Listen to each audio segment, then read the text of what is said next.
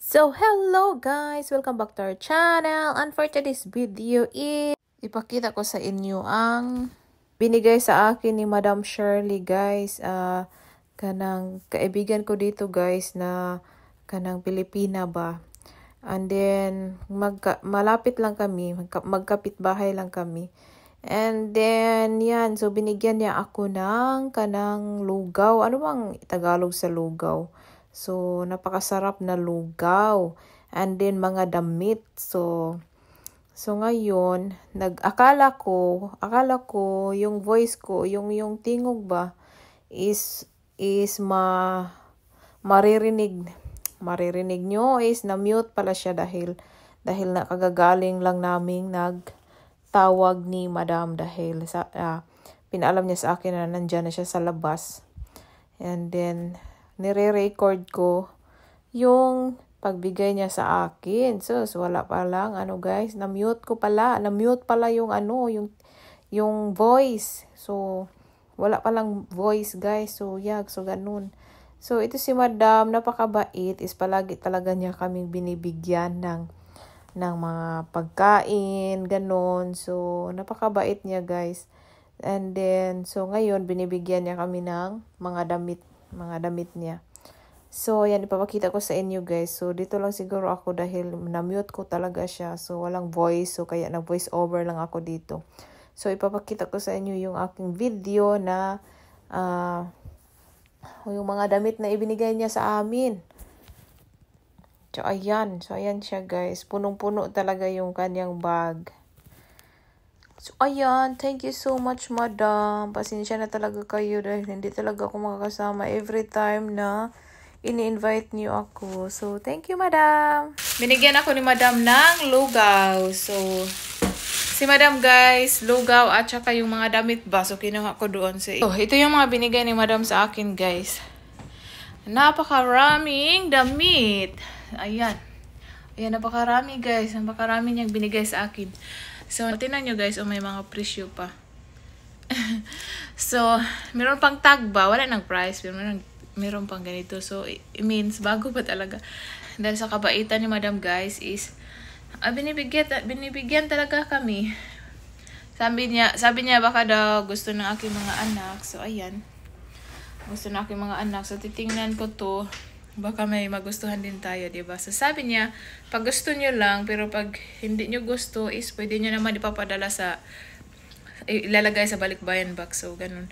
So, ayun guys. So, talagang naluluka ako sa aking video dahil wala para siyang boses. So, ako ay naghiga-higa lang ako, nag-edit-edit ng konti. So, ayun guys, itinan ko lang to guys. So, napakabait talaga ni Madam ba?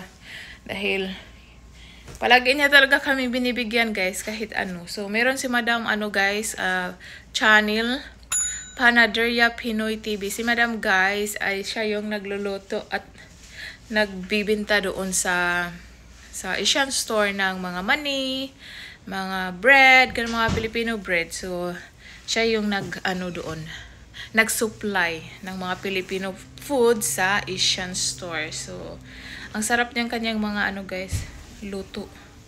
Mga bread. Tingnan niyo guys, my dress. My dress. Napakita ko ba? Ilagay ko dito. Puma. So, tingnan nyo guys. Sakto ninyo.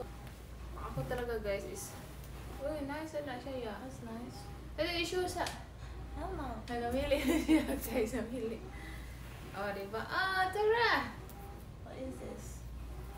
So, ayun guys. So, gustong-gusto din ng aking mga anak guys. So, ayun, thank you so much, Madam. Si Sis MG, binigyan niya yung mga anak ko dati din. And then, hindi ko siya na-vlog ba? Kasi nga, si Ethan, I think, wala pa si Ethan sa EVE therapist niya. So, nandito pa si Ethan. So, hindi ako masyadong makapag-video. And then, so, yeah. So, mga magaganda din binigay ni Sis MG sa mga anak ko. So, thank you so much, Madam Shirley and Sis MG.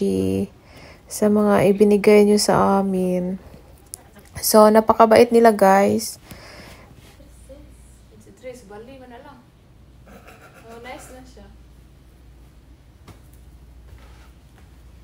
this one, oh, ganahan ko ani. Ganahan ko ani. Okay. Ano wash me? Ganahan ka na. Ang lako-lako ka, sudlos yung tablet. Ba? Siya, ano wash?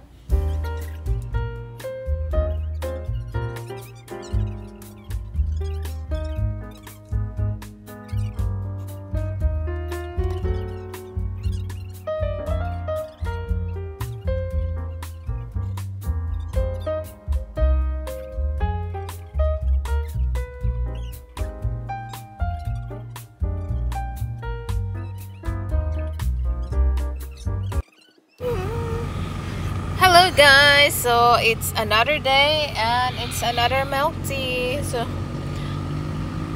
tinatanong ako ni Mr. guys kung gusto ko ba ng milk tea. And then dahil gusto natin ng milk tea, so binibilhan niya tayo ng milk tea. What do you think, buddy? Bought me a milk tea again. No, another milk tea. Another milk tea for Look at him look. today. What's that look for? Them big old brown eyes gawking out here at this window. Huh? What's that big old brown eyes looking at, huh? Thank you, Daddy. What's that big old brown eyes looking at, huh?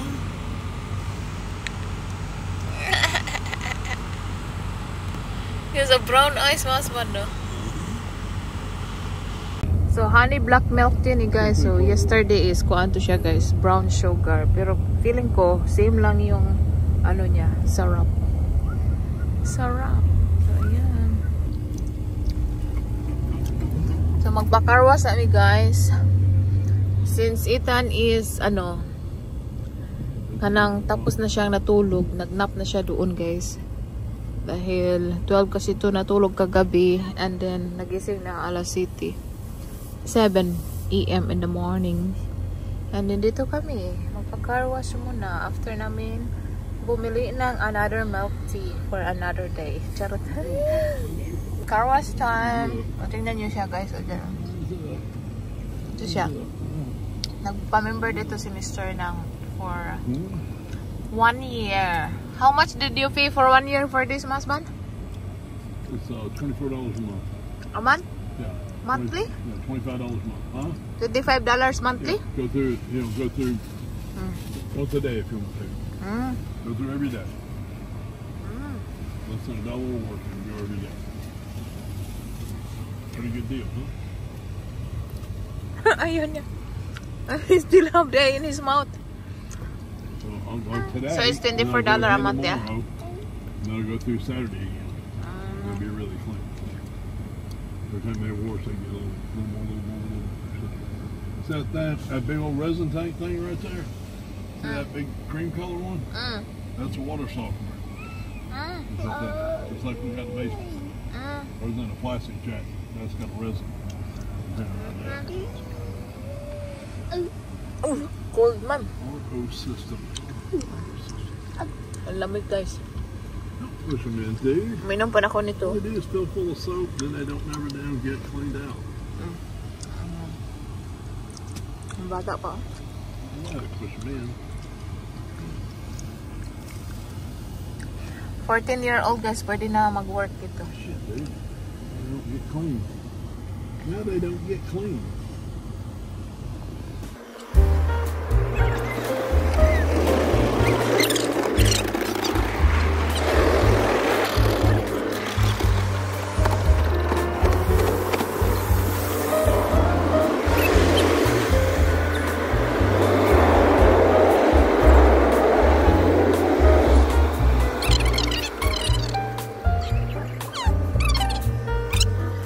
Ayan yung aking mabait na mister. Siya lang yung magtrapo guys. Hindi niya kailangan yung tulong ko. Pero yung tinatrapuhan lang niya yung mga ito lang guys. Sandali lang. Mabilisan lang. Kaya hindi niya kailangan yung tulong ko. Meron mga vacuum dyan. So pwede dito sa loob linisan guys sa vacuum. Diba? Mahugaw kasi ito. Mahugaw. Ang ano kasi dito guys. Ang gulo kasi ng sasakyan ni mister. Pang trabaho ba?